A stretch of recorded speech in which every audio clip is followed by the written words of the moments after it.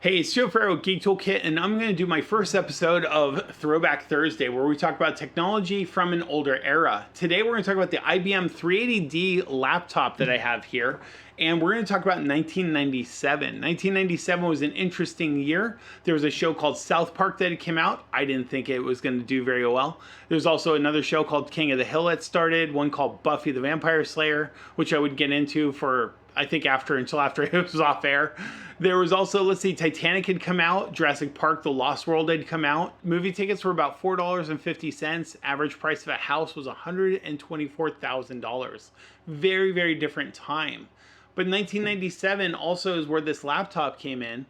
And, going online was mostly dial-up at the time. This laptop has no network connection built into it. It's just very, very different. It has tons of ports, tons of expandability. PCMCIA slots. It had 80 megs of RAM, so this has been an upgraded laptop. It was also about a $5,000 laptop when you adjust for inflation, mainly because it had a TFT screen. And the big feature of this laptop, the big selling point, you're gonna love this. It had a CD-ROM and a floppy drive at the same time. Now that makes this thing incredibly, incredibly thick, but also and also very heavy. But you could actually have a floppy disk in there and a CD-ROM, and you didn't have to swap out the entire thing. You could imagine the laptop bags of the era, because you'd have to store your laptop and your extra CD-ROM or your floppy drive or whatever you were going to plug in, and your PCMCIA cards. Plus you had your discs. I mean, you basically used removable media. And oh my gosh, if you had CD-ROMs, you had this. Oh, sorry, I'm going to try not to get a hernia picking this thing up. Oh, this thing's heavy. Oh gosh, you had one of these things, which held your CD-ROMs, which is your main media. Now, why would you store all of that there instead of your hard drive? Well, the hard drive on this laptop is 6 gigs. A CD-ROM holds 500 to 700 megs, and this holds about 100 CDs. So this really was like a big hard drive for me, having something like this, because I couldn't load everything on my laptop. I would actually remember uninstalling games to install the new games because I needed space to do stuff. Now we're going to talk about 5 things of how we used to do it back then and how we did it today to just kind of appreciate the time. Now, I graduated in 94, so 97, I loved this era. This was the time where I had a job and had enough money to go buy some software and put it on my own computer. This was kind of the first time I was able to do that. So I absolutely love this era. So if I sound excited, it's because I had a blast using this. But I also had an appreciation because it showed me, I'd forgotten a lot of things about this era until I got this and started using it. And it showed me how far we've come and how just different things are. So let's talk about them. The first thing I want to talk about is just how did we get a computer back then? Before we even get into the laptop, let's just talk about buying a computer. What was it like? Well, back then, Amazon was a bookstore. And the internet was, I think it was like 100,000 websites, and they hadn't really figured out what to do with them yet. There were web forms, but you weren't really buying stuff online yet. And you had eBay, but that really wasn't, people hadn't really quite figured that out yet. I remember eBay was where I'd go to buy things from the 70s or old toys or retro stuff or used stuff cheap. But it wasn't really where I'd go buy a computer at the time, not that I recall. So to buy a computer, you had stores that sold computers. That was all they did. You had a Computer City, Circuit City, Incredible Universe. And you'd walk in and there would just be rows and rows of hardware and peripherals and computers and software. Oh my gosh, software. You just have rows of boxes of software. If you wanted a app, which we didn't call them apps, we just, you'd call it software. If you wanted software, you would basically go to the store, you'd buy the software, you'd bring it home, you'd install it. The internet wasn't really delivering software, and definitely not in any kind of real way. So that was how you did it. If the store was closed, you didn't get software. It was expensive. The concept of like a dollar app was not a thing. A lot of things were $50, $60. Things like Corel, Photoshop, and so on were $500 or $600. So you had some very expensive professional software, and the options were, of course, very limited because for somebody to publish software, they actually had to publish it to something that they could put into a store. Now you did have shareware, you had BBSs, you had things like America Online where you could get software, you download some stuff there. But really, the main software, you went to a store and bought it. The computer, you went to a store and bought it. So it just, when I thought about how different buying stuff is, that was your options. You bought a store. Now today, of course, we've got online. We've got, I could actually go get a computer off eBay and feel pretty confident and get a good deal. But also I could just go to a number of things and buy in the used market. I could go to OfferUp or Facebook ads or Craigslist or whatever, and I could buy something. Now I was thinking about that too. To put an ad in the newspaper, which was the way that you would actually do an ad if you wanted to sell or buy something, you had to pay. And you had to wait for that ad to actually get listed, and you got like 3 lines and no pictures. So that was how you'd buy and sell used. When you think about today, of like, I can list 15, 20 things, and when I post something to like Facebook Marketplace, I can see how many people are in each group. I can list to about 100 to 200,000 people for free. I can just put that up there and that ad with images. I can link to videos on YouTube. Like, the amount of media and amount of power we have today to list and sell stuff is absolutely phenomenal compared to where we were then. I just think that's fascinating to think about. Also, the last place I would go to buy a computer is a store today. For me personally, as somebody technical, I would go online first, or I'd go to any of these other marketplaces before I'd go to a store, which was the exact opposite of where we were 23, 24 years ago when this thing came. The second thing I want to talk about is listening to music. I was kind of trying to come up with like things that we did very differently. And one of the things that I almost take for granted now is music streaming just sounds good, and I can talk to a smart speaker like an Amazon device or a Google device, and it just works, or I can put my phone in my car and I can stream music there. I pay a monthly fee and I just have access to just about anything I can think of. It's great, but how did we do it back here? Well, when you're dealing with a 6 gig hard drive and a computer, this is before MP3s, Napster wouldn't come out till 1999. We're talking 1997. If you wanted something that had a higher fidelity than MIDI, then you listen to a mod file. And a mod file would basically have tracks, and they would have samples, and they would make it sound a little bit better. And I'll play one for you here in a couple seconds so that you can just kind of hear what a mod file was like. You definitely weren't playing music on your phone because phones were, again, very different. If you want a concept of where Apple was at the time, Steve Jobs had just come back to Apple. So, we're not talking iPhone or anything. That would be years later. We're talking phones were still very dumb, didn't run apps, would have the like green and black screens. So if you wanted to listen to music, you would typically listen on a CD player or a mini disc player if you had one of those, or the radio. That was your music choices at the time. There was no concept of like streaming internet or wireless. That just wasn't really there yet.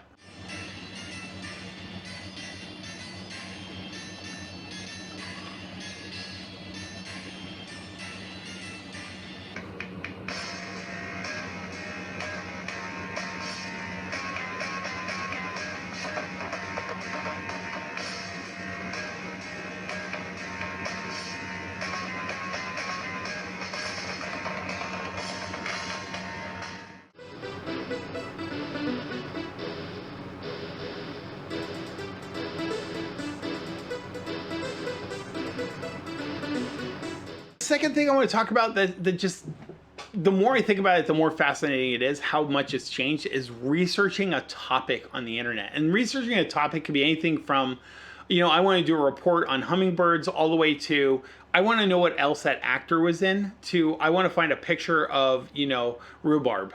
Like, that whole concept was so different then.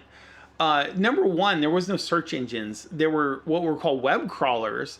But Google hadn't come out yet, and so you had things like Alta Vista and Lycos and so on. You had these, basically they called them web portals, and they would give you a list of links that would try to get you to what you were searching for. And sometimes they did, sometimes they didn't. But they weren't very good, and they weren't very useful for getting things quickly. I remember, you'd spend, for me, if I was looking for something particular, it would take me quite a while to find that, and a lot of time. And I would spend more time off the search engine searching the website I got led to than in the search engine looking at the next link, because it might have gotten me close, I wasn't sure. Nowadays, if I search on a search engine, it can take me exactly to the page on the website of what I'm looking for because of metadata and markups and how good the algorithms are. But before then, when we're talking this era, researching on a search engine was not the first place to go. So if I wanted to know about hummingbirds, where would I go? Well, I would go get a CD, like something like Microsoft Encarta, or a CD that was an encyclopedia, and I would put that in the computer, and that would give me the ability to search for whatever I was looking for. It was just a very different time. Searching for videos was a no-go. I mean, we'll talk about videos in a second. Searching for images even, I recall being very, very hard. Now, the thing about this 380D is it doesn't even have a modem or a network port built into it. You had to buy that separately. And the way you did it on this one was you got a PCMCIA card. Now, if you haven't heard of those, that's because laptops dropped most of the stuff that's in here. This has all sorts of ports, it has serial, parallel, PCMCIA, and so on. This was the expandability for a laptop. You'd get these cards, and then you would have like a port on the end that you'd hit, and it would pop out, and you'd have a place for your Ethernet cable. And you would plug this into the side of the laptop. And this would be something, then you'd have to go get the drivers for it, you'd install it, and that would be how you do it. Now, you typically put 2 of these in a laptop, or 1 PCMCIA Type 3 card, which would be something double height, which would give you like more hard drive space or whatever. You kind of had to swap between them though. So just as far as like getting on the network or internet, it was kind of a pain, it was kind of hard. And this laptop here, as powerful as it is, it wasn't a concept of being first. Wi-Fi was just coming out and it was expensive and complicated. For this really, if you wanted to do something, typically we're probably going to search off of a CD. Let's talk about like playing videos. What was that like? You know, this thing didn't have a DVD drive. DVD-ROM drives for computers wouldn't come out for a little bit longer. DVD drives for basically watching on TV had just come out, and that was a big deal. This has a CD-ROM drive, and again, its big selling feature was that you could use a floppy disk and a CD drive at the same time. So watching video on here was going to be low resolution, jerky, low frame rate. They were going to do everything they could to save space, and it typically was not full screen video. Full screen video was like such a big deal when it came out, and even then it didn't look great. And when it did look great, that was even, you know, that took them a while even after getting to full screen video. So this was an 800 by 600 screen. It could technically show a 480p video, and it just couldn't. The concept of like 720p and high def had not come out yet. We were at 480p was the big deal. That was, you know, if you had a 480p screen, you were doing really, really good. The other thing that was interesting, I think, about video is that you had stuff like this. This is, you know, this would store your data. And so you had quite a bit of storage that you'd carry around with you if you had something. Also, if you were using floppy disks, you had stuff like this where you'd have hundreds of disks in here. Sometimes I'd have like 2 or 3 of these stacked. And so you just had a lot of media stored. Now, when you fast forward to today, I technically have thousands of movies. I mean, you know, if I think about Netflix, I have Hulu, and I have Disney Plus. If I think about having those videos as a rental license, I have access to thousands of movies, and I don't have to store any of it like this. I can just have it, it's just in the cloud, and the internet is fast enough to send me full resolution video at 4K with surround sound and Dolby Atmos and all that. 2-hour battery life.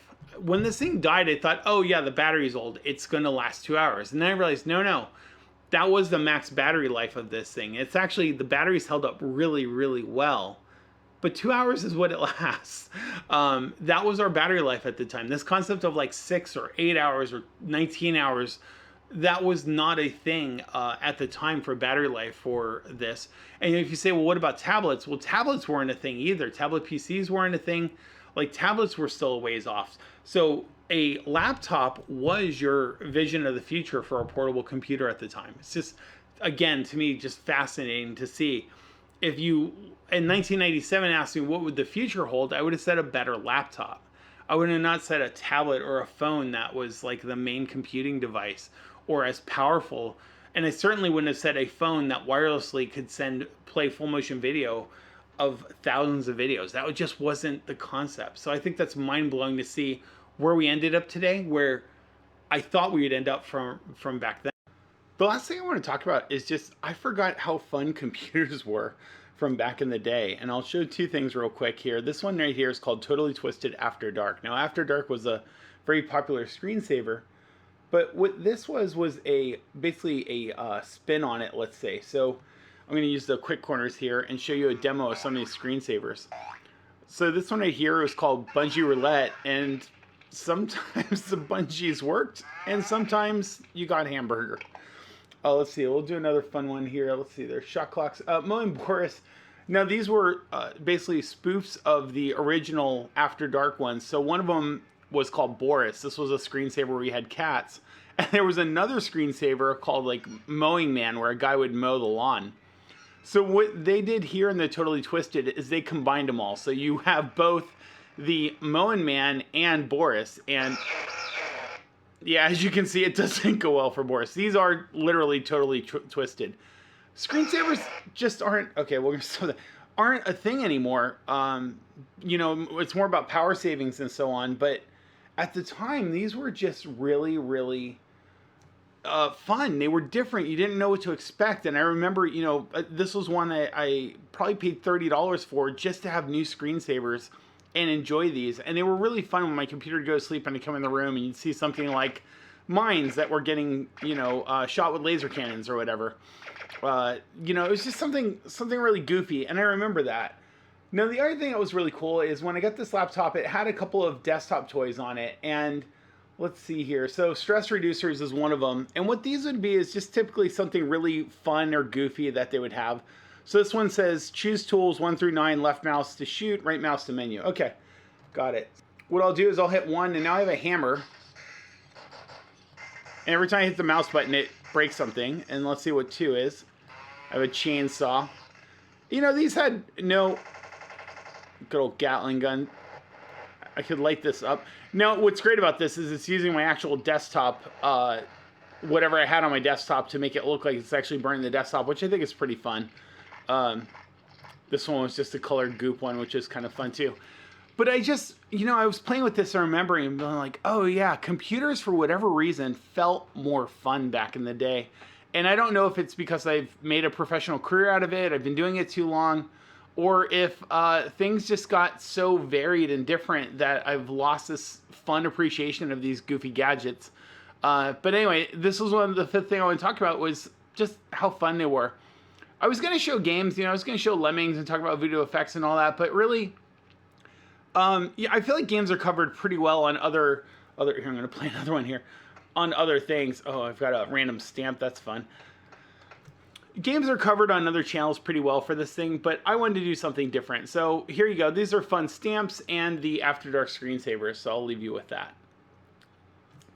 I want to thank you for watching. I know this episode is different than my normal content, but I wanted to do something a bit fun, a bit retro, and a bit appreciative. Also, you know, one day my daughter's going to grow up and watch these videos, hopefully, and I wanted to give her a bit of my history of computing, where I started out, where I really got into it, and I thought this would be really fun for her. So, Jay, this is for you.